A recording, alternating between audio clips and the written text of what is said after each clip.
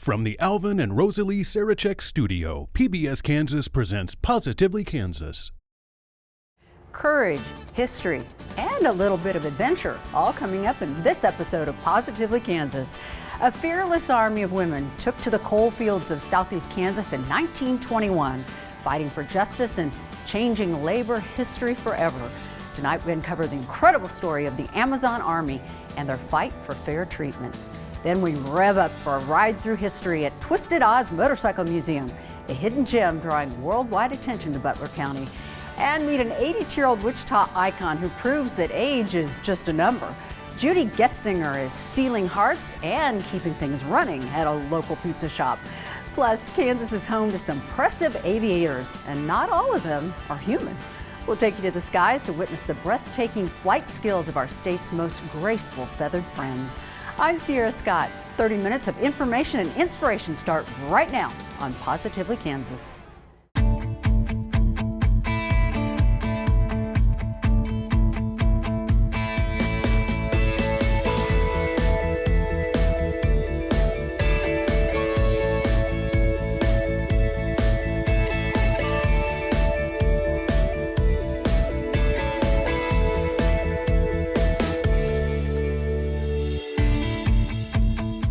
It was a rebellion like no other. Thousands of women, armed with nothing but determination, marching through the coal fields of southeast Kansas.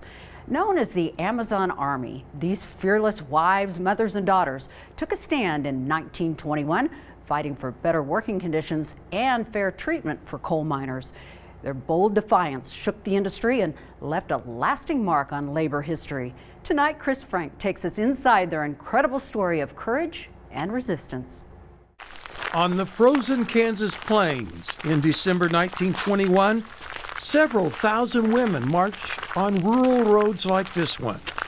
Many of the women proudly carried American flags in a show of patriotism.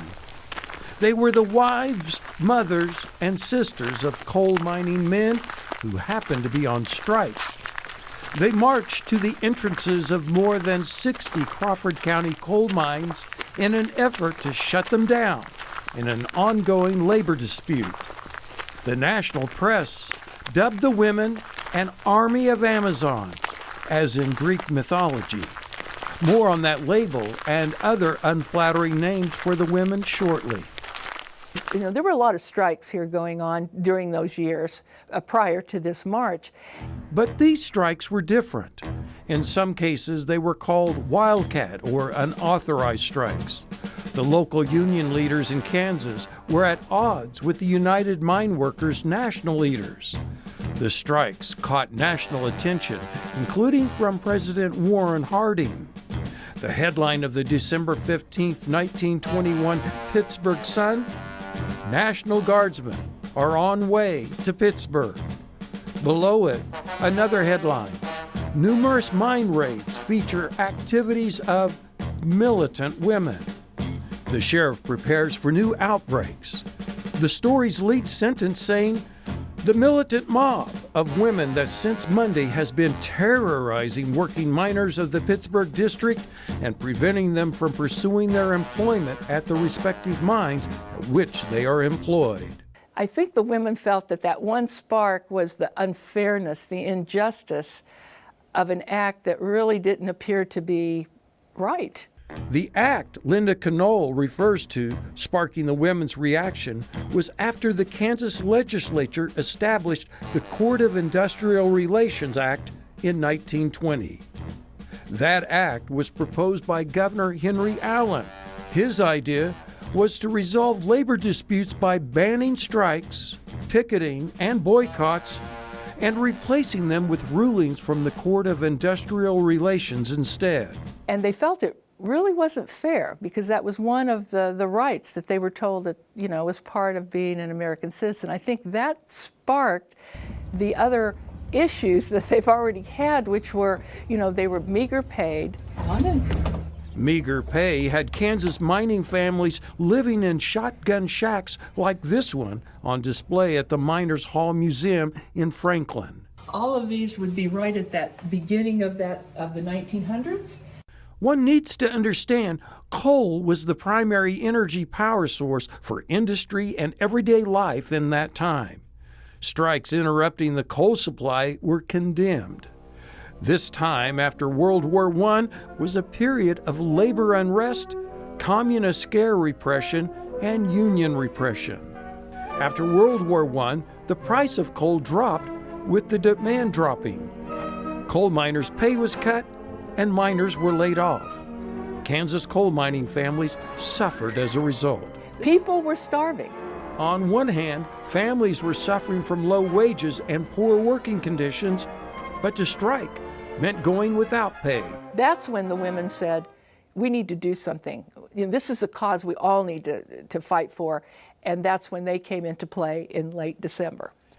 Now try to imagine, if you can, thousands of women, perhaps 3,000 to 6,000 women marching down this road, all in unison, many of them carrying American flags to show their patriotism, with one goal in mind: closing the entrance of the mine.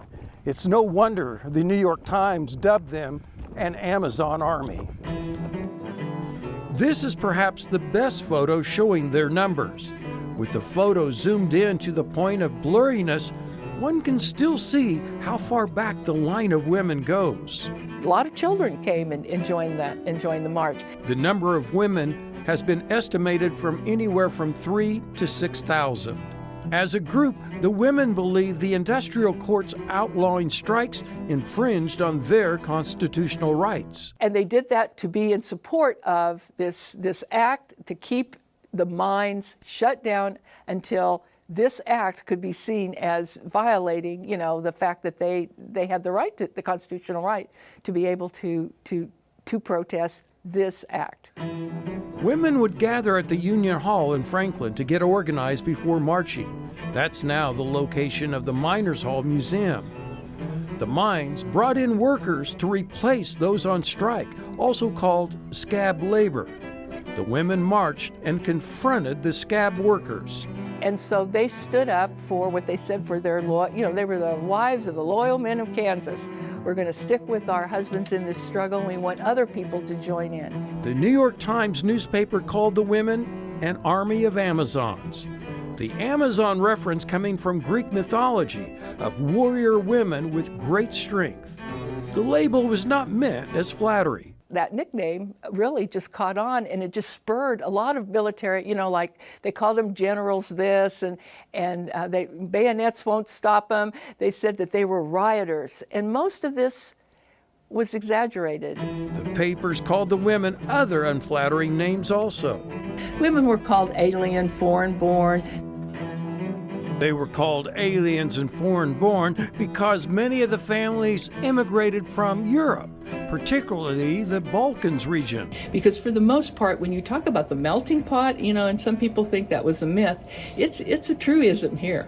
Coal mining companies actively recruited workers in Europe to come to America to work in the mines.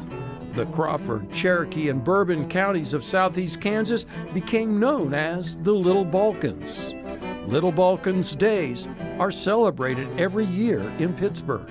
And they came here to seek a better life and to the opportunity of employment, working in the mines. They became naturalized citizens. They came seeking the American dream, including constitutional rights of freedom of speech and freedom to assemble.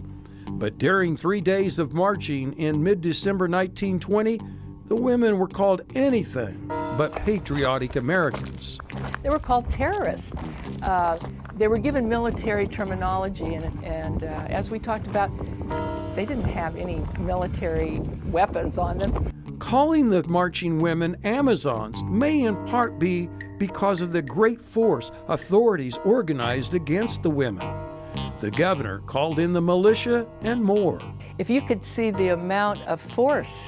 Knoll says what may sound incredible now is how much force government officers brought in to oppose the women. There was no evidence the marching women carried or used weapons other than red pepper to throw at the scab laborers. Yet the men opposite them seemed shook to the core. Why they are great is because look at the force that went against them for not really a good reason. The marches that occurred over 3 days seemed to generate a great hysteria, with officials worried that something terrible was about to happen. You know, my grandmother had mentioned that there was gunshots from the mine guards, not at them, but that were shot at their feet.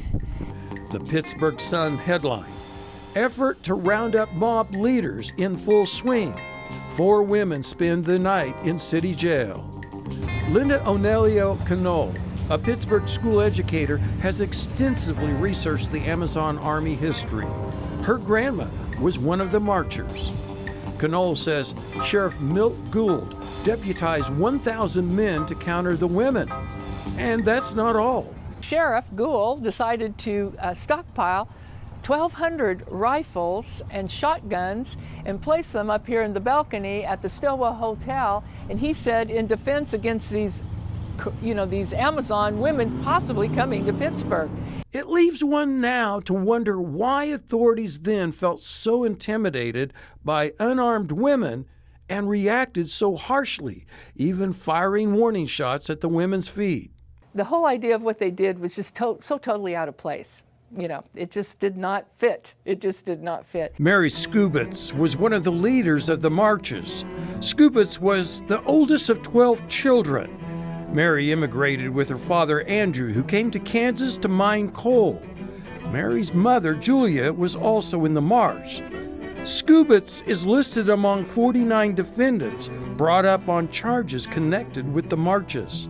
Now, on the days of the marches, Mary's son Joe got up early enough to bake bread for his mother. Many years later, in 1963, Joe Skubitz becomes the U.S. representative for the Kansas 5th District, serving 7 terms. There were nearly 300 coal mines in southeast Kansas back then. They're all gone now. Nature is reclaiming some of the mining areas like this one. Trees have grown up all around this mound of mine tailings. No one was directly injured from the marches. After 3 days of protesting, the women stood down at the request of Alexander Howitt, head of the Kansas Coal Miners Union. Then the U.S. Supreme Court ruled in 1923 the Court of Industrial Relations compulsory arbitration in industrial disputes was unconstitutional. Well, that's what the Amazon Army women were saying all along. The Amazon Army story, like coal, was buried for many years. Now historians like Canole and museums like Miners Hall are bringing it to the surface for all to learn from it. I think they do belong with some of those wonderful women. I think their deeds are up there to be celebrated, and we're delighted. So as a group, the Amazon Army women are great women of Kansas. This is Chris Frank for Positively Kansas. The Amazon Army is among the many women featured in PBS Kansas's 2-part documentary series titled Great Women of Kansas. DVDs can be ordered online or over the phone by calling PBS Kansas during regular business hours. Motorcycle enthusiasts, get ready for a ride through history at Twisted Oz Motorcycle Museum in Augusta. Anna Spencer takes us inside this hidden gem of Butler County, a one-of-a-kind collection that's capturing attention from across the country and around the world. Step into Twisted Oz Motorcycle Museum and prepare to be overwhelmed. From floor to ceiling, you'll find all things motorcycle, from vintage two-wheelers to rare biker memorabilia to seldom-seen historic pieces and so much more. It's a dream project developed by Augusta businessman and motorcycle enthusiast Kelly Maudlin, who along with a team of volunteers repurposed an old car body shop into a unique motorcycle museum located in the center of the country. Twisted Oz features 140 motorcycles, that's 42 different makes, including several experimental one-offs and approximately 25 bikes over 100 years old. And Maudlin doesn't just collect these vintage pieces, he repairs, restores, and rides them as well. This is a 1914 Excelsior. It's 106 years old. There's no transmission on this motorcycle, so you have to pedal it to start it and you have to pedal it to take off. So you have to be in somewhat good shape.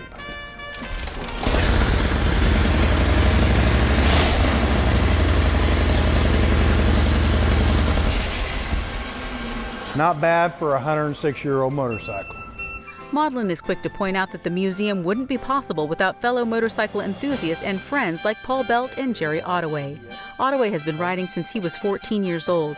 He continues to carry on a legacy that dates back to his grandfather and has helped to restore several of the motorcycles at the museum. A regular Indian 4 has 4 cylinders, and the cylinders are cast in pairs. So what he did to build the 6, he lengthened the crankcases and welded them together. But it'll run over 100 miles an hour. It's 2,000 cc's and 120 cubic inches. So we'll give you a demonstration here. If we get the starter in gear here.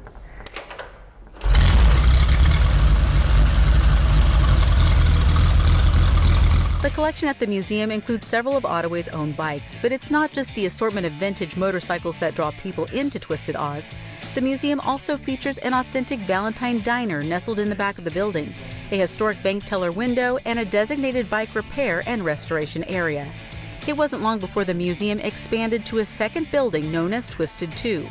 It's in this building where you'll find an extended motorcycle collection, many from overseas, as well as hand-painted custom murals by local artists. Combine these great attractions with Maudlin, Belt, and Ottaway's expertise, and it's easy to see why the museum is gaining notoriety.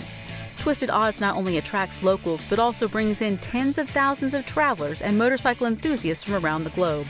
A quick look at their guest book and you'll see that it's making a name for itself as a motorcycle world destination. Usually there's 3 of us here, Paul and Kelly and myself, and we try to give them a guided tour. You know, sometimes they'll get busy and you can't give them personal tours, but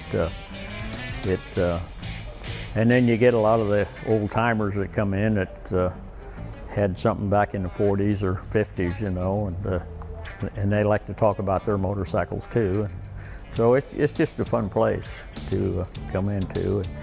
And then we have a lot of the atmosphere, a lot of the old shirts hanging up and helmets, and it's not just a sterile building. At Twisted Oz Motorcycle Museum, every bike has a story, and 3 bike enthusiasts who are ready to tell it. In Augusta, I'm Anna Spencer for Positively Kansas.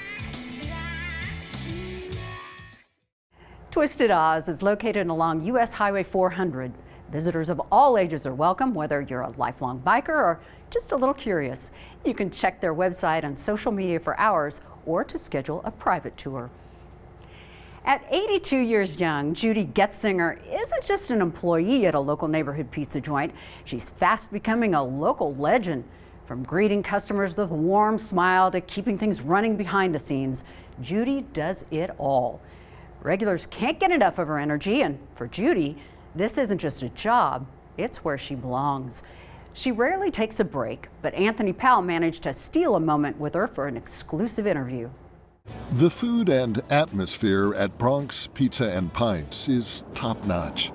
But perhaps most of all, it's the service that really sets this place apart. A big reason for that. No. Yes, okay. I'll see you later, okay? Okay. 82-year-old Judy Getzinger, who roams the floor cleaning up tables. She also helps out behind the bar washing glasses, but it's her people skills that stand out most by far. The kids like the pizza? Judy's ability to chat and make people feel welcome makes coming to Bronx Pizza and Pints an experience. Well, it's just a lot of good energy, you know. She's always really good greeting the guest and friendly and come over and talk to you about every time you come in. We get phone calls too, even from guests, and they'll say, we're thinking about coming in, is Miss Judy working tonight? And I say, Miss Judy's on the floor tonight, so they'll come in to see her, yeah. Judy is modest about the adoration she receives. She's just grateful to have a chance to be around people and feel productive. Well, you're a rock star. It's very clear. I wouldn't say that, but it makes me feel good. It makes me happy that people accept me as I am, you know. So how did this later in life job start for Judy? Well, her son is a part owner, so she'd often come in to eat. One day she noticed tables needing to be bussed because the restaurant was so busy. Judy hopped into action and did such a good job, the manager asked, So would you be interested in a part-time job? And I said, well, yeah. You know, ask her what to do. Well, just clean off the tables and like that. I said, yeah, that'd be fun. Her son was away on a trip when all this happened. When he returned to the restaurant, he did a double take. Mom, you don't have to clean off those tables. And I turned around and I said, I had a Bronx shirt on. I turned around and said, I'm getting paid for it now. And he says, wow. Meanwhile, besides the mental stimulation the job provides, Judy credits all the walking she does at work to helping her quickly recover from a recent knee replacement. It was the surgery that made Judy appreciate her job all the more. I didn't realize how much I missed my people, you know, because I have an evening while then I go around and as I'm cleaning up, picking up glasses, and I talk to the people, you know, and you laugh with them, you cry with them. Some of them I've even prayed for, you know. But it's not just guests that Judy is there for.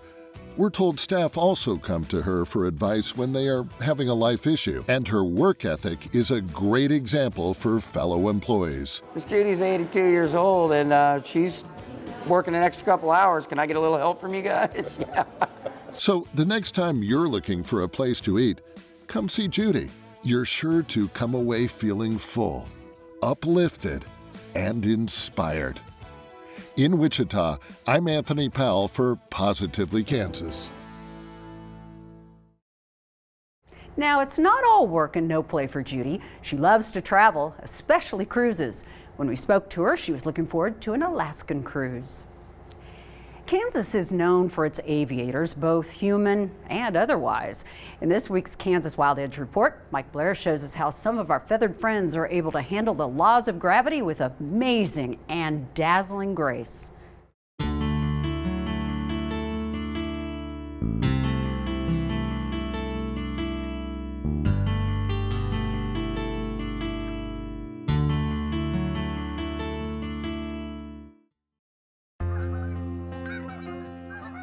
It can be silky smooth when geese rain down. Poetry in motion when wings split calm skies.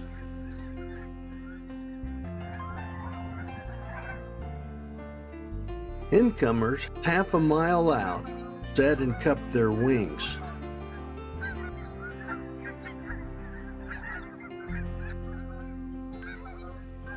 Air strums feathers as the big birds let gravity do its work. Whole flocks parachute to earth with held poses, speeding, yet hung for a moment against the blue.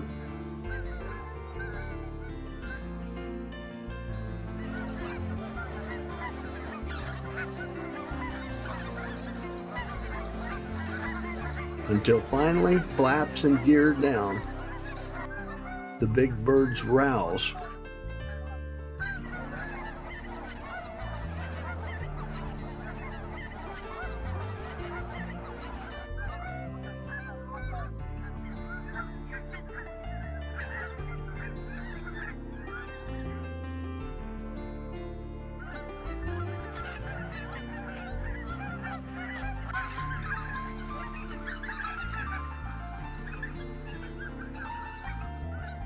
Braking with powerful wings to skate a successful landing.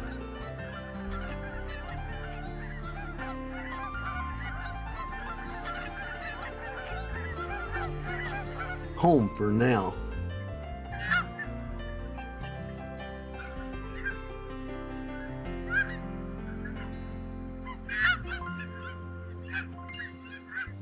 That's how it works in gentle weather. But Midwestern days seldom deal such tranquil ways, and tricky winds put flight skills to the test. Tight groups and bumpy air excuse the rhymes, and now each bird may employ urgent moves to avoid collisions. Such eruptions add delightful spice to the landing approach, and it's worth watching the morning returns for a whirligig show. It's called tumbling.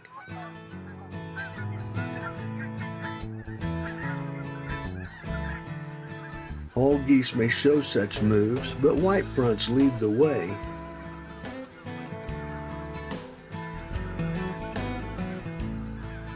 These agile birds seem to delight in carving didos while dropping from the sky. They appear at times to do it just for fun, though their tendency to fly faster than other geese species may be the reason. Tumbling is a way to help slow down, as well as to break formations too close for comfort. Whatever their reason, white-fronted geese are most likely to tumble when landing.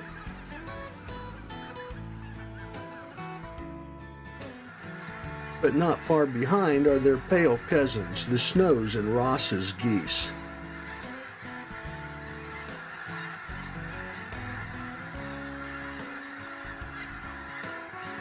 These small geese also break and tumble when landing into moderate breezes, usually exhibiting the behavior while still several hundred feet high. Snows typically fly higher than other geese on short feeding flights, about 500 to 1,000 feet above the ground, and they tend to make more abrupt descents when landing. For them, tumbling provides a faster way down in dicey winds.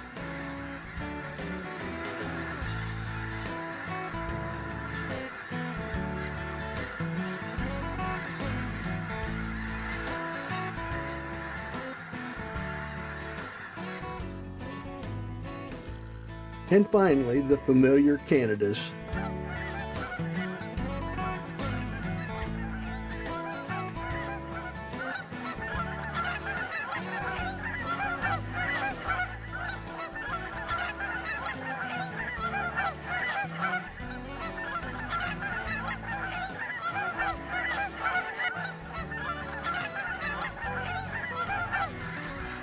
It's all part of the fascinating life that shares our outdoors world.